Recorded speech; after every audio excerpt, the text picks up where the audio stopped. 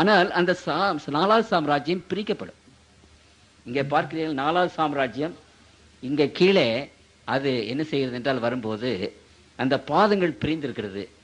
அந்த 10 விரல், அந்த 10 விரலாக இருக்கிறது அல்லவா, அதே போலவே இந்த ரோம சாம்ராஜ்யம் அந்த வடக்கே இருந்து வந்த ஜெர்மானிக் பார்பேரியன் ட்ரைப்ஸ் மிலேச்சர்களினாலே அந்த சாம்ராஜ்யம் படையெடுக்கப்பட்டு வேண்டாஸ் என்பவர்கள், கோத்ஸ் என்று சொல்லப்பட்ட இப்படிப்பட்ட பார்பேரியர்கள், மிலேச்ச ஜனங்கள் அந்த ரோம ராஜ்யத்தின் மேல் படையெடுத்து கடைசியில் அந்த ரோம ராஜ்யத்தை ஒன்றுமில்லாமல் ஆக்கிவிட்டார்கள்.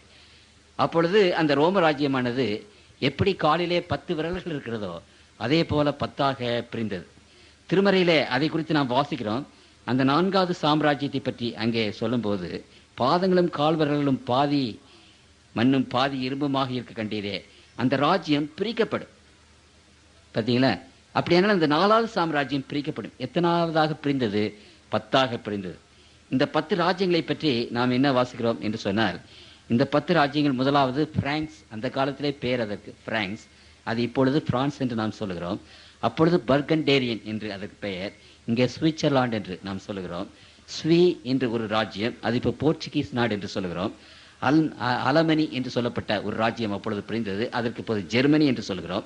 சாக்சனி என்று சொல்லப்பட்ட நாடு பிரிந்தது, அந்த நாட்டுக்கு இப்பொழுது பிரிட்டன் என்று நாம் சொல்லுகிறோம். விசியகோத் என்ற ஒரு நாடு அப்பொழுது பிரிந்தது, அதற்கு ஸ்பெயின் என்று பெயர். அப்புறம் லம்பார்ட்ஸ் என்று சொல்லப்பட்ட அந்த ராஜ்யம், அதற்கு இத்தாலி என்று அங்கு பெயர். இது 7. அப்புறம் 3 எருளி, வாண்டால்ஸ், ஆஸ்ட்ரகோத்ஸ் என்ற அந்த 3 நாடுகளும் இப்பொழுது அழிந்து போய்விட்டது. ஏன் அழிந்தது என்று பின்னாலே நீங்கள் அந்த பின்னாலே வருகிற சொற்பொழிகளை நீங்கள் கேட்பீர்கள். இது 3 வட ஆப்பிரிக்காவிலே இருந்த ராஜ்யங்கள், அது அழிந்து போயிற்று என்று நாம் பார்க்கிறோம். ஆகவே 10ஆக பிரிந்தது ரோம சாம்ராஜ்யம். ஆண்டவர் சொன்னபடி அந்த கால்களில் 10 விரல்கள் இருக்கிறது போல அது 10ஆக பிரிந்தது. அப்படியானால் இந்த 10ஆக பிரிந்த இந்த ராஜ்யம் இன்றைக்கு ஆண்டு கொண்டிருக்கிறது. 476வது ஆண்டிலே இருந்து இந்த பிரிவுகள் வந்தது. கிறிஸ்துவுக்கு பின்பு 476வது ஆண்டிலிருந்து இந்த பிரிவுகள் வந்தது. இப்பொழுது இந்த பிரிவுகள் தான் பல பிரிவுகளாக மாறி, சப்டிவிஷனாக மாறி இந்த உலகத்தில் இன்றைக்கு ஆட்சி நடத்தி கொண்டிருக்கிறது. இந்த 10 நாடுகள் 467 இருந்து இன்றைக்கு வரைக்கும் அரசாண்டு கொண்டிருக்கிறது. ஏறக்குறைய 1500 ஆண்டுகள் இந்த அரசாட்சி நடந்து கொண்டிருக்கிறது. இந்த 1500 ஆண்டுகளிலே வேறு ஒரு வல்லரசு இல்லை. வேதம் சொல்லுகிறது 4 வல்லரசு தான். அது பிரிக்கப்படும். அந்த பிரிவுகள் ஆண்டு கொண்டிருக்கும். இன்றைக்கு கூட அமெரிக்கா வல்லரசாக இருக்குது என்றால், அங்கு முன்னாலே ரஷ்யா இருந்தது, இப்பொழுது பிரான்ஸ் இருக்கிறது, இங்கிலாந்து இருக்கிறது, 4-5 வல்லரசுகள் இருக்கின்றன. இன்றைக்கு ஒரு நாடு உலகம் முழுவதையும் அரசாட்சி செலுத்தும் என்று அங்கு சொல்லப்படவில்லை. இந்த ராஜ்யங்கள் ஆண்டு கொண்டிருக்கும் போது ஆண்டவர் சொன்னார், சிலது களிமண் மாதிரி அங்கு வீக்காக இருக்கும், பலவீனமாக இருக்கும், சிலது இரும்பு மாதிரி உரமுள்ளதாக இருக்கும். அதே போல இங்கிலாந்து உரமுள்ளதாக இருந்தது, ரஷ்யா உரமுள்ளதாக இருந்தது, ஜெர்மானி உரமுள்ளதாக இருந்தது, அநேக நாடுகள் பலவீனமாக இருந்தது. ஆனால் இங்கே ஆண்டவர் அங்கு சொல்லுகிறார், இந்த நாடுகள் ஒன்றோடொன்று ஒட்டி கொள்ளாது. இங்கே ஆண்டவர் விசேஷமாக சொல்லுகிறார், நீர் இரும்பை களிமண்ணோடு கலந்ததாக கண்டீரே, அவர்கள் மற்ற மனுஷரோடு சம்பந்தம் கலப்பார்கள். ஆகிலும் இதோ களிமண்ணோட இரும்பு கலவாதது போல அவர்கள் ஒருவரோடு ஒருவர் ஒட்டி கொள்ளாதிருப்பார்.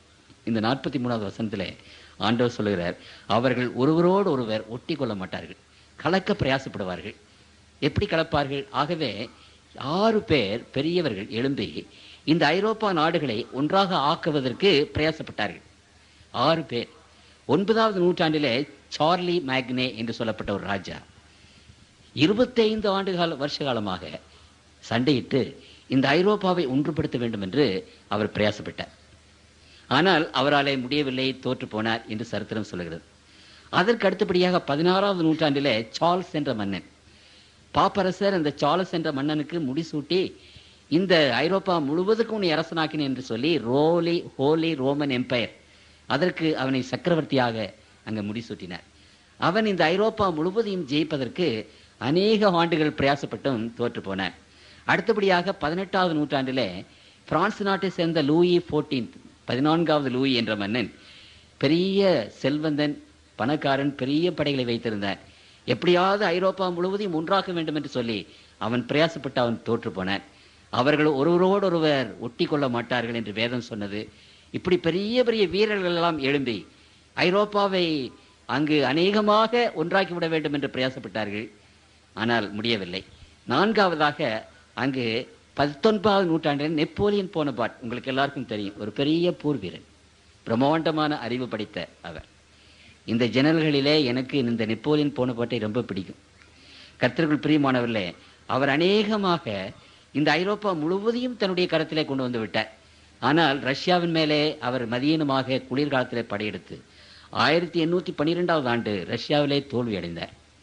அவருடைய எண்ணம் தோற்று போனது. கடைசியில் ஒரு சிறு எல்பா என்ற தீவிலே அவரை நாடு கடத்தி அங்கு அனாதியாக அவர் மடிந்து போனார் என்று சரித்திரம் சொல்கிறது. தோற்று போனார். கர்த்தருக்குள் பிரியமானவர்களே, ஐந்தாவதாக கெய்சர் வில்ஹம், உங்களுக்கு தெரியும், முதலாவது மகா யுத்தம். அந்த மகா யுத்தத்திலே கெய்சர் வில்ஹம் என்பவர் எழும்பி இந்த ஐரோப்பா நாடு முழுவதையும் ஒன்றாக்க வேண்டும் என்று 1914 18 வரைக்கும் 4 ஆண்டுகள் பிரயாசப்பட்டார். அவரும் அழிந்து போனார். அப்புறம் நம்முடைய காலத்திலே இருந்த ஹிட்லர் 1945 இருந்து 2வது உலக யுத்தம், எப்படியாவது ஐரோப்பாவை ஒன்றுபடுத்தி விட வேண்டும். அவருடைய படைகள், அவருடைய போர் ஏரோப்ளேன் ஐரோப்பா நாடு முழுவதுமாக வந்தது. இங்கிலாந்து நாட்டை தவிர அநேகமாக மற்ற எல்லா நாடுகளையும் அவர் பிடித்து விட்டார். ஆனாலும் வேதம் சொன்னது, அந்த ஐரோப்பா நாட்டை ஒன்றாக்க ஒருவராலும் முடியாது. எந்த சக்தினாலும் மறுபடியும் அந்த நாடு ஒன்றாக ஆகாது. அவர்கள் ஒருவரோடு ஒருவர் ஒட்டி கொள்ள மாட்டார்கள். விக்டோரியா மகாராணியினுடைய காலத்தில் அவருடைய பிள்ளைகள் சொந்தக்காரர் தான் அந்த ஐரோப்பா நாடு முழுவதுக்கும் அரசர்களாக இருந்தார்கள், பல விதத்தில் உறவினர்கள். ஆகவே விக்டோரியா மகாராணி ஒரு பெரிய திட்டத்தை கொண்டு வந்து அங்கே எல்லாம் சம்பந்தம் கலந்து, எல்லா மாமன் மைத்தனர் என்ற சம்பந்தத்தை கலந்து, அப்படியாவது குடும்ப சம்பந்தமாக அந்த ஐரோப்பாவை ஒற்றுமையாக்க வேண்டும் என்று பிரயாசப்பட்டார். அந்த குடும்ப சம்பந்தம், கல்யாண சம்பந்தம், இப்படிப்பட்ட சம்பந்தம் அங்கு வேலை செய்யவில்லை. அங்கே ஒற்றுமையாக முடியாமல் போய்விட்டது. இந்த முதலாவது மகா யுத்த பிற்பாடு லீக் ஆஃப் நேஷன்ஸ் என்ற ஒரு பெரிய ஒரு சமாதான அங்கு எழும்பிற்று. அவர்கள் ஐரோப்பா நாடு முழுவதையும் ஒன்றாக்க வேண்டும் என்று பிரயாசப்பட்டார்கள். அவர்களாலே கூடாமல் போயிற்று. 2வது மகா யுத்தத்துக்கு பிற்பாடு இன்றைக்கும் இருக்கிறபடி அங்கே யுனைடெட் நேஷன்ஸ், இந்த அசோசியேஷன் இன்றைக்கு உலகம் முழுவதையும் ஒன்றாக்க வேண்டும் என்று பிரயாசப்பட்டுக் கொண்டிருக்கிறது. அது ஒன்றாக்க முடியல. திருமறை சொல்லுகிறது, அவர்கள் ஒருவரோடு ஒருவர் ஒட்டி கொள்ள மாட்டார்கள்.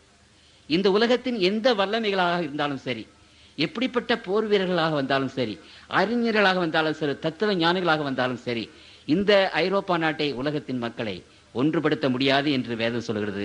இன்றைக்கு வரைக்கும் அது ஒன்றுபடாமலே இருக்கிறது. இனிமேலும் அது அப்படித்தான். எதுவரைக்கும் ஆண்டவர் தம்முடைய ராஜ்யத்தை இந்த உலகத்திலே ஸ்தாபிக்கும் வரைக்கும். கர்த்தருக்குள் பிரியமானவர்களே, ஆகவே இந்த கடைசி நாட்களிலே நடக்க போகிற ஒரே ஒன்று, 4வது சாம்ராஜ்யம் முடிந்து இப்பொழுது அது பிரிந்து அந்த ராஜாக்கள் ஆள்கிற காலத்திலே பரலோகத்தின் தேவன் தன்னுடைய ராஜ்யத்தை இந்த உலகத்திலே ஸ்தாபிப்பார் என்பது வேதம் வெகு விளக்கமாக தம்முடைய பிள்ளைகள் மத்தியிலே சொல்லுகிறது. இத்தனை சரித்திர குறிப்புகளை உங்கள் மத்தியிலே வைத்தேன். கர்த்தருக்குள் பிரியமானவர்களே, வேத வசனங்கள் எவ்வளவு திட்டவட்டமாக நிறைவேறுகிறது என்பதை நீங்கள் விசேஷ விதமாக கவனிக்க வேண்டும். அப்படியானால் 2ஆம் அதிகாரம் 45வது வசனத்தை நான் வாசிக்கிறேன். இனிமேல் சம்பவிக்க போகிறதை மகாதேவன் ராஜாவுக்கு தெரிவித்திருக்கிறார். சொப்பனமானது நிச்சயம், அதன் அர்த்தம் சத்தியம் என்றார். ஆகவே இந்த சிலையை பார்க்கிறீர்களே, இந்த ஒரு சிலை, ஒரு சிறிய சிலையின் மூலமாக இந்த உலகத்தில் என்ன நடக்கப் போகிறது என்பதை குறித்து ஆண்டவர் எவ்வளவு தெளிவாக திட்டவட்டமாக தம்முடைய பிள்ளைகளுக்கு சொல்லியிருக்கிறார். தீர்க்கதரிசிகள் ஒரு நாளும் அது பொய்யாக போகாது. கர்த்தருக்குள் பிரியமானவர்களே, எந்த நாளிலும் எந்த நேரத்திலும் ஆண்டவருடைய வார்த்தைகள் நிச்சயமாகவே நிறைவேறும் என்பதை வேதம் நமக்கு எடுத்து சொல்கிறது. இத்தனை வருஷங்கள், இத்தனை 1606 இருந்து இன்றைக்கு 1945வது ஆண்டு, ஏறக்குறைய 2500 ஆண்டுகள் சரித்திரத்தை 5 வசனத்திலே ஆண்டவர் சொல்லிவிட்டார். 2500 வருஷ சரித்திரம் 5 வசனங்களிலே ஆண்டவர் அடக்கிவிட்டார். அந்த 5 வசனங்களும் எவ்வளவு துல்லியமாக இந்த கருத்தை சொல்லுகிறது. பரலோகத்தின் தேவன் இந்த உலகத்தின் சரித்திரத்தை அவர் முன்னதாகவே அறிந்து இப்படிப்பட்ட காரியங்கள் நடக்கும் என்பதை குறித்து அவர் சொல்லியிருக்கிறார். நான் நேற்று உங்களுக்கு சொன்னேன், கர்த்தருக்குள் பிரியமானவர்களே, இப்படிப்பட்ட சரித்திர குறிப்புகளை பார்த்து, வேதத்தினுடைய வசனங்களை பார்த்து, அப்படியே நிறைவேறுகிற அந்த காரியங்களை பார்த்து நாம் அதிசயிப்போமானால், அதைவிட பெரிய அதிசயம் என்னவென்றால், பெரிய அதிசயம், இந்த உலகத்தின் ராஜ்யங்களை பற்றி மாத்திரம் ஆண்டவருக்கு தெரிந்தது என்றல்ல, உங்கள் ஒவ்வொருவருடைய வாழ்க்கை பற்றியும் என்னுடைய வாழ்க்கை பற்றியும் ஆண்டவருக்கு நன்றாக தெரியும். உள்ளங்கையிலே வரைந்திருக்கிறேன் என்று ஆண்டவர் சொல்கிறார். நீங்கள் யார் என்பதையும், நீங்கள் என்ன செய்து கொண்டிருக்கிறீர்கள் என்பதையும் ஒருவேளை எனக்கு தெரியாது, அல்லது அடுத்த வீட்டுக்காரர் கூட தெரியாது.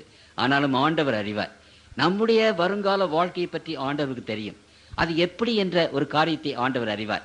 கர்த்தருக்குள் பிரியமானவர்களே, இப்படிப்பட்ட ஒரு ஆண்டவர், இனிமேல் வரப்போகிற காரியங்களை இவ்வளவு துல்லியமாக சொல்லக்கூடிய ஒரு கடவுள், அவருடைய கருத்தில் நம்முடைய வாழ்க்கையை நாம் வைத்து விடுவோம்.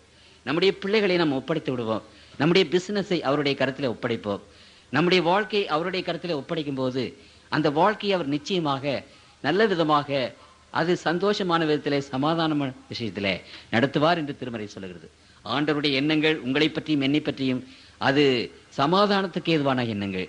அவர் நம்முடைய தகப்பன், நாம் அவருடைய பிள்ளைகளாக இருக்கிறபடினாலே, தகப்பன் தன் பிள்ளைகளுக்கு இறங்குகிறது போல, தகப்பன் தன்னுடைய பிள்ளைகளை நேசிக்கிறது போல, தகப்பன் தன்னுடைய பிள்ளைகளை தோளின் மேலே சுமந்து செல்கிறதை போல, ஆண்டவர் தம்முடைய பிள்ளைகளாகி நம்மை சுமந்து செல்வார், தாங்குவார், ஏந்துவார், வழி நடத்துவார்.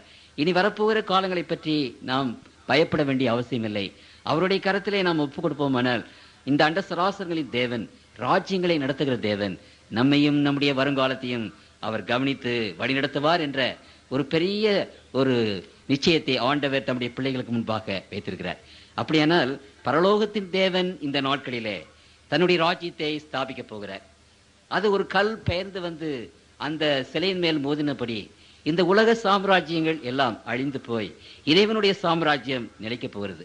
கர்த்தருக்குள் பிரியமானவர்களே, உலகத்தின் மக்கள், அறிவு வாய்ந்தவர்கள், புத்தி உள்ளவர்கள், அவர்களிடத்திலே தம்முடைய ஆட்சியை ஒப்பு கொடுத்தார், நீங்கள் நடத்துங்கள் என்று சொல்லி. கம்யூனிசம் வந்தது சரியில்லை, கேபிட்டலிசம் வந்தது சரியில்லை, சோசியலிசம் வந்தது சரியில்லை. இந்த உலகத்தின் மக்கள் என்னென்னமோ ஆட்சி முறைகளை கொண்டு வந்தார்கள். டிக்டேட்டர்ஷிப், சர்வாதிகாரம் சரியில்லை. இப்பொழுது நமக்கு டெமோக்ரஸி இப்பொழுது வந்திருக்கிறது, அதுவும் சரியில்லாமல் இருக்கிறது. இந்த உலகத்தின் மக்கள் எப்படிப்பட்ட ஆட்சி முறைமைகளை கொண்டு வந்தாலும் அந்த ஆட்சி முறைமைகளினாலே தேவனுடைய பிள்ளைகள், உலகத்தின் பிள்ளைகளை சமாதானமாக ஆள முடியல, சந்தோஷத்தை கொடுக்க முடியல. எங்க பார்த்தாலும் சமாதான குறைவு, எங்க பார்த்தாலும் அழிவு, எங்க பார்த்தாலும் பொறாமை, எங்க பார்த்தாலும் சண்டை, எங்க பார்த்தாலும் பெரிய இன்னல்களும் கஷ்டங்களும் வந்து கொண்டிருக்கிறது. எவ்வளவு நாளைக்கு தான் ஆண்டவர் இவைகளை பொறுத்து கொண்டிருப்பார்? நம்ம கையிலே அதிகாரத்தை கொடுத்து பார்த்தார். ஆனால் மனிதனை வெறுத்து மனிதர்களை கொன்று குவிக்கிறவர்களாக இருக்கிறார்கள். மற்றவர்களை பற்றி கவலைப்படுகிற மனிதர்களாக இல்லை, ஜனங்களுடைய நன்மைகளை தேடுவார் இல்லை. ஆகவே ஆண்டவர் இனிமேலும் இந்த ஜனங்களை, தேவனுடைய பிள்ளைகள் கஷ்டப்படும்படி விட மாட்டார். தம்முடைய நீதியான ராஜ்யத்தை இந்த உலகத்திலே ஸ்தாபிக்க அவர் வரப்போகிறார். அதை பற்றி தான் நீங்கள் விசேஷ விதமாக இனிமேல் ஒரு காலங்களிலே கேட்கப் போகிறீர்கள். அவர் தம்முடைய ராஜ்யத்தை ஸ்தாபிப்பார். அப்படி அவர் தம்முடைய ராஜ்யத்தை ஸ்தாபிக்கும் போது நீங்களும் நானும் அந்த ராஜ்யத்தினுடைய குடிமக்களாக இருக்க முடியுமா? இப்பொழுது உங்களுக்கும் எனக்கும் இருக்கிற ஒரு கேள்வி என்னவென்றால், இந்த ஆண்டவர் தம்முடைய ராஜ்யத்தை ஸ்தாபிக்கும் போது கர்த்தருடைய பிள்ளைகளாகிய நாம் அவருடைய ராஜ்யத்திலே இருக்க வேண்டும். அவருடைய ராஜ்யத்தை பற்றி வேதத்தில் ஏராளமாக நாம் வாசிக்கிறோம். அன்பின் ராஜ்யம் அது, அன்பு என்ற கொள்கையினாலே கட்டப்பட்ட ஒரு ராஜ்யம். அந்த ராஜ்யம் நீதியுள்ள ராஜ்யம். அங்கு கேடு செய்வாரும் இல்லை, தீங்கு செய்வாரும் இல்லை என்று வேதம் அங்கே சொல்கிறது. சமுத்திரம் ஜலத்தினால் நிறைந்திருக்கிறது போல அந்த தேவனுடைய பிள்ளைகள் கர்த்தரை பற்றி அறிகிற அறிவினால் நிறைந்தவர்களாக, சமாதானம் உள்ளவர்களாக இருப்பார்கள், சந்தோஷம் உள்ளவர்களாக இருப்பார்கள். அவர்கள் இன்பமாக சுகித்து வாழ்வார்கள். கர்த்தருக்குள் பிரியமானவர்களே, அவர்கள் என்றென்றைக்கும் வாழ்வார்கள். அப்படியானால் நீங்களும் நானும் அந்த ராஜ்யத்தில் இருக்க வேண்டுமே. ஆண்டவருடைய கல்வாரி சிலுவை கொல்காத மலையிலே நாட்டப்பட்டது. அவர்கள் கூட 2 திருடர்களையும் அங்கே சிலுவையிலே அறைந்தார்கள். வானத்துக்கும் பூமிக்கும் நடுவிலே அந்த கொல்காத மலையிலே 3 சிலுவைகள் அங்கே தொங்கினதார். இந்த பக்கம் ஒரு கல்லன் சிலுவையில் அறையப்பட்டான், அந்த பக்கமாக ஒரு கல்லன் சிலுவையில் அறையப்பட்டான். மத்தியிலே ஆண்டவருடைய சிலுவை அங்கே இருந்தது. கர்த்தருக்குள் பிரியமானவர்களே, அந்த 3 சிலுவை அங்கே தொங்கிக் கொண்டிருந்த போது அந்த 2 கல்லர்கள் என்றால் திருடர்கள் அல்ல, யூதர்கள் அங்கு சுயாட்சிக்காக அங்கு சண்டை போட்டார்கள். தங்களுடைய நாடு விடுதலை பெற வேண்டும் என்று சண்டை போட்டார்கள். அந்த விடுதலை பெற வேண்டும் என்று சண்டை போட்ட அந்த வீரர்களுடைய தலைவர்கள் 2 பேர் அவர்கள் அங்கே ஆண்டவரோடு கூட சிலுவையிலே அடிக்கப்பட்டார்கள். அவர்கள் 2 பேரும் ஆண்டவரை பார்த்து கேலி செய்தார்கள். உலகத்தை ரட்சிப்பேன் என்று வந்தார், தன்னையே ரட்சிக்க கூடவில்லை, இங்கே கல்வாரி சிலுவையிலே தொங்கிக் கொண்டிருக்கிறார் என்று பரியாசம் பண்ணினார்கள். தேவாவியானவர் ஒரு கல்லனுடைய இருதயத்திலே வேலை செய்தார். அந்த கல்லன் ஆண்டவரை பற்றி தெரிந்தவன், அறிந்தவன், இந்த வேதத்தை படித்தவன். அப்பொழுது ஆண்டவருடைய வார்த்தைகளை அவன் கேட்டு மனதிலே குத்துண்டவனாக அந்த சிலுவையிலே தொங்கிக் கொண்டிருக்கிறவர் அண்ட சராசரங்களை படைத்த தேவன் என்பதை அவன் அறிந்து கொண்டான்.